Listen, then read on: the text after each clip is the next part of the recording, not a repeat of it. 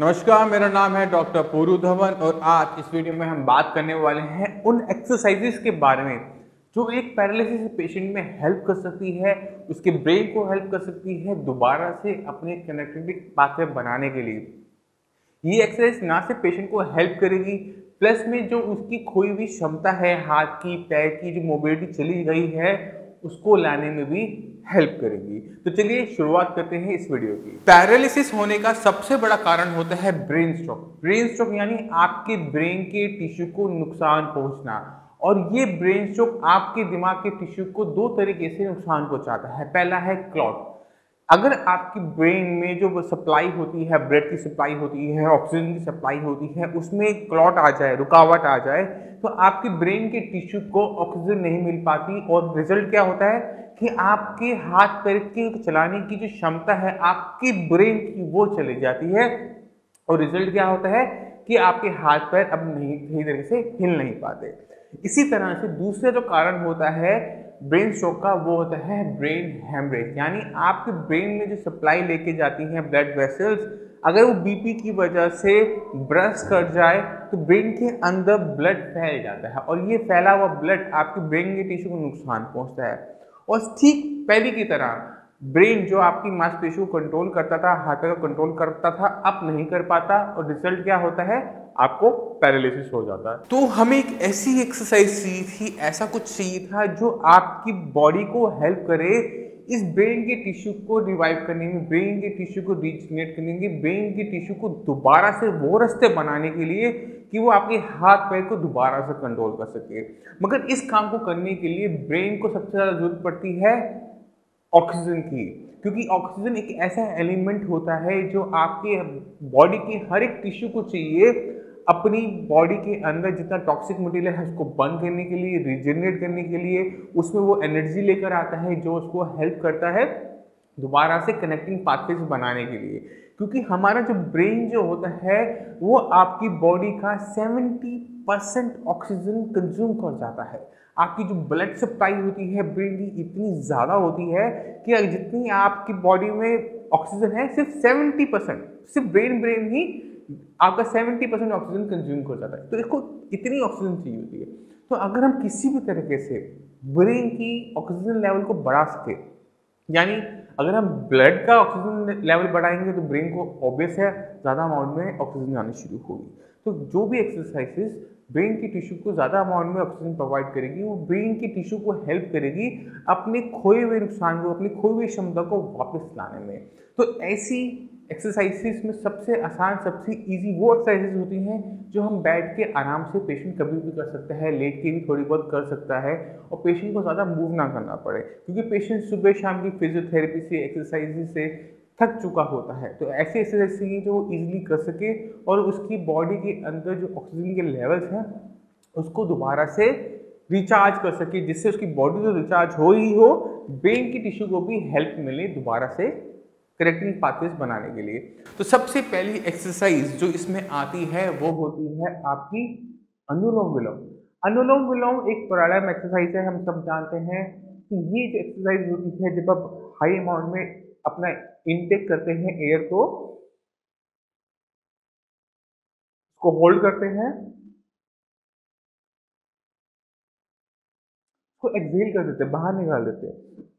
जब आपने इसको किया तो आपने अपनी लंग्स की कैपेसिटी से काफ़ी ज़्यादा अमाउंट में ऑक्सीजन ली, हवा ली। हवा में जो ऑक्सीजन थी वो आपके लंग्स में जाती है और आपका जो ब्लड है वहाँ से ऑक्सीजन को निकालता है और उसको ले जाता है सीधा आपकी ब्रेन की तरफ, और ब्रेन उसको यूज करता है अपने एक एक सेल को दोबारा से ताकत डालने के लिए, उसको दोबारा से रिचार्ज करने के लिए। और अगर पेशेंट अनुलोम विलोम जैसी सिंपल एक्सरसाइज किसी भी टाइम, खाना खाने से पहले, खाना खाने के बाद, उठते समय, कभी भी वो करता है, तो पेशेंट को डेफिनेटली हेल्प मिलेगा अपना पैरालिसिस का रिकवरी पीरियड को शॉर्ट करने के लिए। क्योंकि जब आपका ब्रेन ये कनेक्टिंग पाथवे बनाना शुरू करता है, ना सिर्फ उसको ऑक्सीजन चाहिए होती है, उसको बहुत सारा सामान चाहिए होता है इस कनेक्टिंग पाथवे को बनाने के लिए, अपने आप को हील अप करने के लिए। तो उसमें से ऑक्सीजन एक है। ऑक्सीजन ऐसी चीज़ है जो हम हर टाइम लेते हैं और हमारी मेडिसिन में ऑक्सीजन आपके साथ बॉडी के अंदर नहीं जाती। मगर अगर ऑक्सीजन का लेवल बढ़ता है और मेडिसिन साथ में चल रही है तो पेशेंट में डेफिनेटली आराम मिलने वाला है। अनुलोम विलोम करने से किसी टाइप का नुकसान भी नहीं होता कि पेशेंट को किसी टाइप का नुकसान हो जाएगा, सिर्फ फायदा ही फायदा हो सकता है। पैरालिसिस में नहीं होगा तो कहीं और होगा, तो फायदा तो होना ही डेफिनेट है। इसके अलावा एक और एक्सरसाइज होती है जो पैरालिसिस का पेशेंट कर सकता है, वो होता है कपालभाति। कपालभाति के अंदर आपने बहुत तेजी से शॉर्ट ब्रेथ लेनी होती है। इस तरह से करने से भी आपकी जो बॉडी के अंदर सैचुरेशन लेवल है ऑक्सीजन का वो राइज करना शुरू कर देता है। और रिजल्ट क्या होता है कि आपकी जो पैरालिसिस की दिक्कत है, जो ट्रीटमेंट आपका साई संजीवनी से चल रहा है, उसका वो जो ड्यूरेशन है, सपोज करो ड्यूरेशन मान लो तो हमारा 3 महीने की थी, वो घट के 2 महीने पर आ जाती है।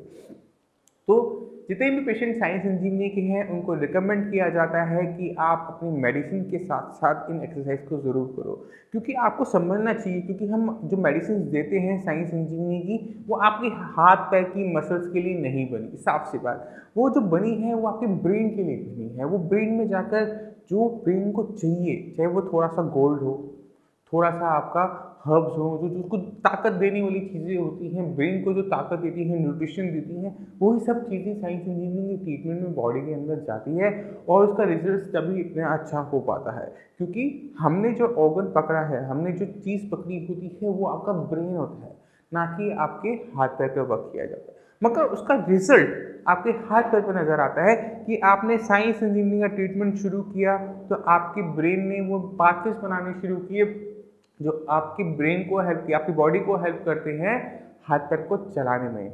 एक बार वो बनना शुरू होते हैं उसके बाद शुरू होती है प्रोग्रामिंग। प्रोग्रामिंग क्या चीज़ है? प्रोग्रामिंग, क्योंकि आप मान लो कि आपकी उम्र है 30 साल, 30 साल से पहले आपके ब्रेन के उस हिस्से ने कभी काम नहीं किया आपके हाथ पैर को हिलाने का, क्योंकि ये जो हिस्सा बन रहा है ये नया है, ये जो पाथवेज बन रहे हैं नए हैं, इनको समझ नहीं है कि कितनी ताकत कब लगानी है, कैसे लगानी है, ये हाथ को यहाँ से यहाँ तक लाने के लिए कौन सी मांसपेशियों को लाना है और कितना करंट छोड़ने पे कितना ये किस तरह से मूव करेगा। ये सब सिखाने के लिए ब्रेन की करनी पड़ती है प्रोग्रामिंग, और ये प्रोग्रामिंग ऑटोमेटिक तरीके से होती है, बस पेशेंट को करना होता है रिपीटिशन। रिपीटिशन यानी एक ही काम को बार बार करने से आपका ब्रेन के अंदर मेमोरीज बननी शुरू हो जाती है, लेयर बाय लेयर उनको समझ में आना शुरू हो जाता है कि अगर मैंने हाथ को यहाँ से यहाँ लेकर आना है तो मेरे को कौन कौन सी मांसपेशियों की ज़रूरत पड़ेगी और कितना मैं करंट भेजूँगा तो उनको कितना हाथ मेरा मूव करेगा, किस स्पीड से करेगा, कितना आराम मिलेगा। तो ये सब चीज़ों को सीखने के लिए ब्रेन की हमें करनी पड़ती है प्रोग्रामिंग, और प्रोग्रामिंग होती है रिपीटिशन से, यानी एक ही काम को बार बार करेंगे तो मेमोरी बननी शुरू हो जाएगी। तो पैरालिसिस के जितने भी पेशेंट हैं फटाफट ठीक होना चाहते हैं, फटाफट दोबारा से अपनी टांगों पे खड़ा होना चाहते हैं, फटाफट दौड़ना चाहते हैं, तो उनको पहले अपनी बीमारी को समझना है कि एक्चुअल में उनके अंदर क्या ऐसा हुआ कि उनके हाथ पैर ने काम करना बंद कर दिया। जब एक बार पेशेंट ये समझ लेता है कि दिक्कत मेरे हाथ पैर में नहीं है, मेरे ब्रेन पे है, तो वहीं से ट्रीटमेंट शुरू हो जाता है उस पेशेंट का, क्योंकि उसको पता है ब्रेन स्ट्रोक के अंदर जो उसकी कमियां हैं, जो उस बीमारी की कमियां हैं, कमज़ोर पार्ट है जहां से उसको ठीक किया जा सकता है, पेशेंट वहां से अपनी मेहनत करना शुरू करता है और देखते ही देखते जो रिजल्ट उसको कई सालों में नहीं मिले वो आने शुरू हो जाती है। पेशेंट हमारे पास साइंस इंजीनियरिंग में आते हैं, 10 साल हो गए, 20 साल हो गए, हाथ पैर में मूवमेंट नहीं है और सडनली 1 महीने में कैसे शुरू हो जाती है? वो इसलिए शुरू हो जाती है क्योंकि पिछले 10 सालों से वो यही गलती करता आ रहा था कि ब्रेन को छोड़ के सिर्फ फिजियोथेरेपी ही करवाता जा रहा था। फिजियोथेरेपी आपके हाथ पैर की मसल्स को सॉफ्ट रखने में काम करती है, मगर ये आपके ब्रेन को ठीक नहीं कर सकती। मगर अगर हम आपके ब्रेन पे काम करते हैं तो ब्रेन दोबारा से आपकी मसल्स पे कमांड ले लेता है। ये एक कोई भी समझदार इंसान बहुत आराम से समझ जाता है, मगर ये चीज़ें हमारे माइंड में आती नहीं, हमें कोई बताता ही नहीं, कोई डॉक्टर में ये कहता ही नहीं कि हम आपके ब्रेन का ट्रीटमेंट कर रहे हैं। हर कोई कहता है कि ठीक हो जाओगे, फिजियोथेरेपी करवाओ। तो पेशेंट जब डॉक्टर पे विश्वास करता है और सिर्फ फिजियोथेरेपी को फॉलो करता रहता है, उसका रिजल्ट आप सभी के सामने है कि जब किसी को स्ट्रोक पड़ता है पहले 6 महीने के अंदर इम्प्रूवमेंट बहुत अच्छी होगी। जब स्ट्रोक पड़ा पेशेंट बिल्कुल बेड पे था, उठ नहीं सकता था, चल नहीं सकता था, बैठ नहीं सकता था, खा नहीं सकता था। मगर 6 महीने के अंदर पेशेंट के अंदर नेचुरल तरीके से बिना किसी दवाई के, बिना किसी चीज़ के उसमें इम्प्रूवमेंट होती है। पेशेंट फुल रिकवर तक देखे जाते हैं कि पेशेंट को हुआ पैरालिसिस हुआ, ब्रेन स्ट्रोक हुआ, मगर वो 6 महीने के अंदर बिल्कुल ओके होकर चलना शुरू कर दिया। दिक्कत शुरू होती है इन 6 महीने के बाद कि पेशेंट में जो दिक्कत थी वो रह गई। पेशेंट चल नहीं पा रहा, उठ नहीं पा रहा, बैठ नहीं पा रहा, बात नहीं कर पा रहा या ढंग से बोल नहीं पा रहा, उसकी आवाज़ में कमी रह गई, उसके हाथ में कमी रह गई, पैर ठीक हो गया, हाथ रह गया। तो ये जो दिक्कतें होती हैं इनको सॉल्व करने के लिए ज़रूरत पड़ती है साइंस इंजीनियरिंग की, एक अच्छी नॉलेज की कि जो आपकी बीमारी को समझ सके। ऐसी आपको नॉलेज चाहिए होती है जो आप समझ सको अपने ब्रेन को, ब्रेन स्ट्रोक को समझ सको, पैरालिसिस को समझो। जब आपके पास नॉलेज होती है तो आप नॉलेज को ही अपना वेपन बनाते हुए, जैसे एक डॉक्टर करता है वैसे आप अपने डॉक्टर बन जाते हैं और अपनी बीमारी को समझते हुए उसका ट्रीटमेंट आप कर पाते हैं।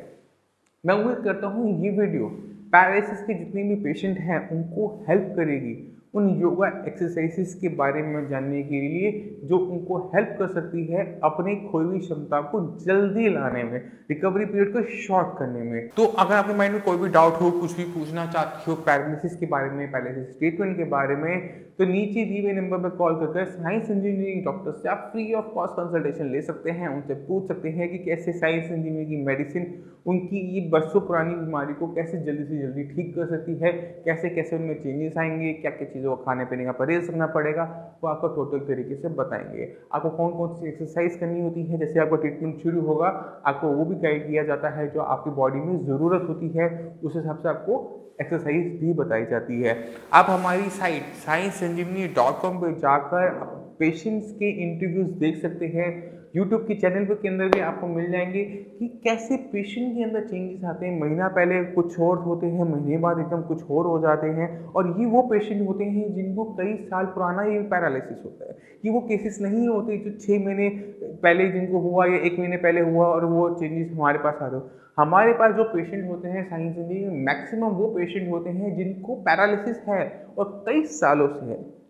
तो आप हमारी साइट पर जाएंगे तो आपको इन पेशेंट के इंटरव्यूज तो मिलेंगे ही मिलेंगे, प्लस में आपको एक फॉर्म मिलेगा जिसके अंदर आप अपनी डिटेल्स को भर सकते हैं। अपना नेम है, एज है, जेंडर है, कितने टाइम से है, किस साइड है, वो आप फॉर्म फिलअप करके डॉक्टर्स को भेज देंगे। डॉक्टर से एग्जामिन कर लेता है, डॉक्टर से समझ लेता है कि आपकी कंडीशन क्या है, फिर उस हिसाब से आपका साइंस इंजीनियरिंग का ट्रीटमेंट चलता है। डॉक्टर आपको फॉलोअप में रखते हैं, आपकी हर एक मूव पे हमारी नज़र होती है और पेशेंट की रिकवरी हमारा मोटिव होता है कि पेशेंट की रिकवरी जितनी हो सके फास्ट हो सके उतनी फास्ट हो सके। मैं उम्मीद करता हूँ ये वीडियो आप सभी को हेल्प करने वाली है पैरालिसिस को समझने में, पैरालिसिस में योगा एक्सरसाइजेस को समझने में। फिर भी कुछ भी आइडिया हो, माइंड में कोई भी डाउट लगी हो, कुछ भी पूछना चाहते हो तो नीचे दिए हुए नंबर पर कॉल करके साइंस इंजीनियरिंग डॉक्टर से आप पूछ सकते हैं। आप नीचे कमेंट सेक्शन में कमेंट भी कर सकते हैं। इसी के साथ मुझे चलने की आज्ञा दीजिए। धन्यवाद।